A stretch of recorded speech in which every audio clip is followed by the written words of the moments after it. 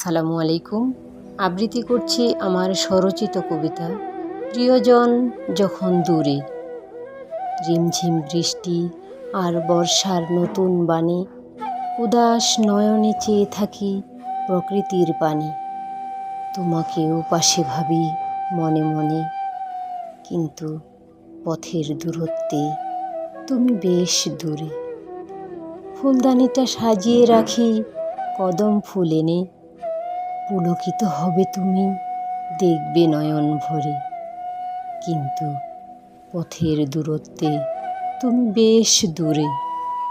কুমড়োলতা, পুঁই পাতা, ছোট মাছ আর সজনে ডাঁটা জানি তোমার খুব পছন্দ। এসব বাসায় রান্না হলে খেতে খেতে তোমারই কথা ভাবি আনমনে।